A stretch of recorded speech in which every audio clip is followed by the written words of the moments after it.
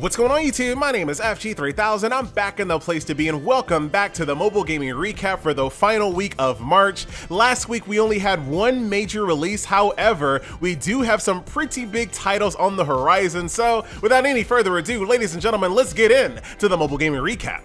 Alright, so let's go ahead and start this video off with the only major release last week, which was Evertale. Now this is a full-blown JRPG Pokemon style experience. This game boasts over 30 plus hours of gameplay, and the ticket to entry in this game is only 50 cents to 99 cents, depending on which region you're in. In my opinion, it's well worth the entry fee. However, of course, this game does not exist in a vacuum. There's another JRPG experience out there as well called Another Eden. Pretty much kind of the same flow. However, Another Eden is absolutely free and supported with a paid gacha. This game is 50 cents to 99 cents supported with a paid gacha. So the comparisons have to be made, and I feel so petty. I feel so petty even bringing this up, because in what world is 50 cents not worth a 30-hour experience? You know what I mean? But at the end of the day, I still have to say, okay, 50 cents is not a lot of money, but there's still a paid gacha involved. Did you really need my 50 cents when you have a paid gacha? Like, I don't know. If Another Eden can do it, I feel like Evertale could do it as well, but at the same time, I'm not gonna rip the game because of that. It's just like, I feel like it's a nitpick at this point. When you get that many hours of gameplay for that little amount of money, I feel like I'm nitpicking at this point. So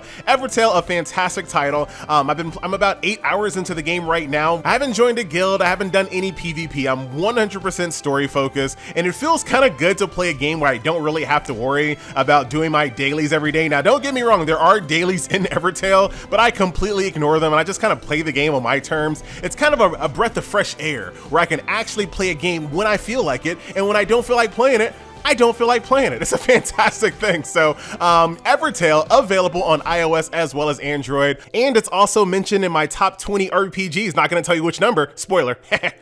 Alright, so that will do it for already released titles. Looking ahead to games that are right around the corner, Elder Scrolls Blades, ladies and gentlemen, is now in early access. Some very lucky players will be able to install the game and play. However, if you're like me and unlucky, you will be able to install the game, do a little bit of combat, but then you're going to get hit with the screen letting you know that they're not quite ready to accept more players into the early access. So if I were you, jump onto your phone, install the game, get ready to be notified, because they will be adding more players as they kind of move along through early access. Now, I know gaming as a whole is kind of upset with Bethesda right now, but when it comes to mobile gaming, this is still a highly anticipated title regardless of all of the fiasco that was going on with Fallout 76. So I am still cautiously optimistic with Elder Scrolls Blades, but as soon as I get access, I will have a video on the channel the same day. So FG was wrong about the release date of VALKYRIE ANATOMIA. I know, I'm usually 100% spot on with every single prediction. This is so out of character, but stick with me here, guys. VALKYRIE ANATOMIA looks as if it's going to release on April the 4th now. They've updated the date on the iOS store.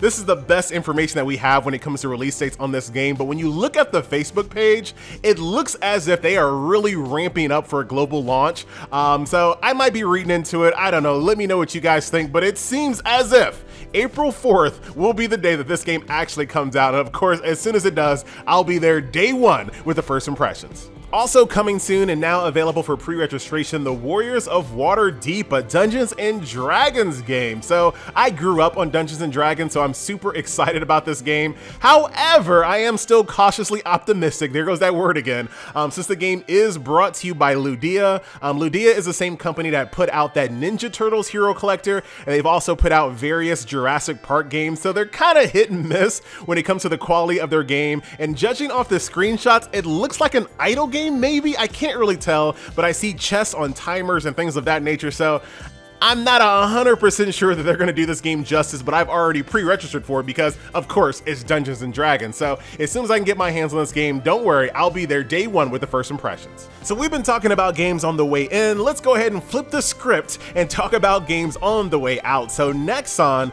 is now shutting down returners as well as Hit. So these are two games that I covered on my channel. I didn't really like Hit too much, but I did kind of enjoy returners, but it did have some issues. So both of these games will be shut down, and I assume Nexon is kind of clearing out their portfolio because they do have some pretty big titles on the horizon that they do want to release globally. So I know it's always a touchy subject when a game shuts down. Now, I've never talked to Nexon about this, but I have talked to other companies about shutting down a game and what kind of goes into the thought process. And it really comes down to the fact that once a game has gotten to a point where they continually shed players more than they bring in. So for example, they lose 100 players for every 2 players they bring in. Once you get to that point, once you're in that downward spiral, it's very hard to get out. You can keep throwing money at it. You can keep trying to update, add new characters, do collaborations, all of those type of things to try to reinvigorate the audience. But here in mobile, there are so many games coming out constantly.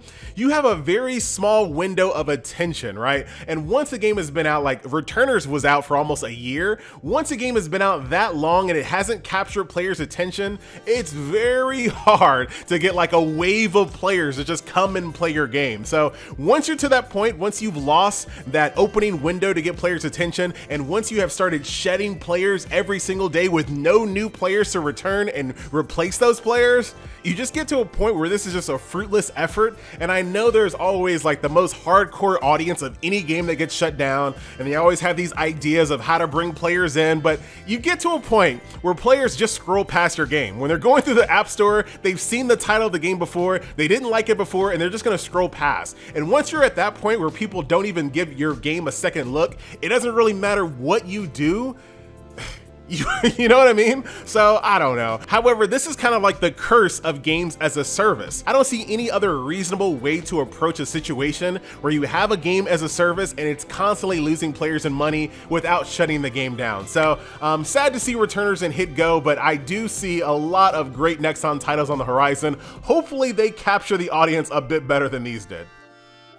So that will do it for current and upcoming releases. Let's go ahead and end this video off as we do with the quick hits. Starting off with Looney Tunes World of Mayhem. So they have teased some brand new snow themed characters as well as a brand new snow region. This comes along with some brand new debuffs as well as an updated level cap as well. So Looney Tunes World of Mayhem chugging right along.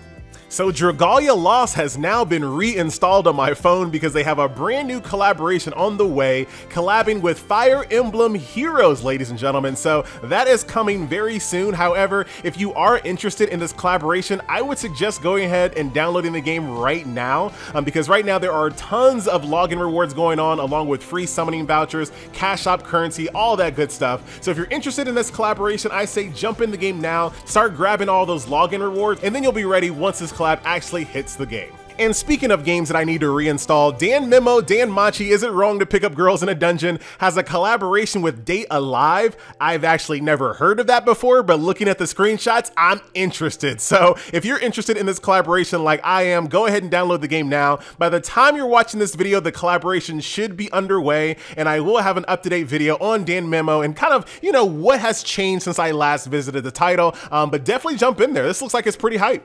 Over there in the world of El Chronicle, they have released update 1.58, which brings along with it a brand new character and a brand new side story for Django. I saw the video of the new character and I was actually really impressed with her combat. She looks like she plays like a MOBA in a good way.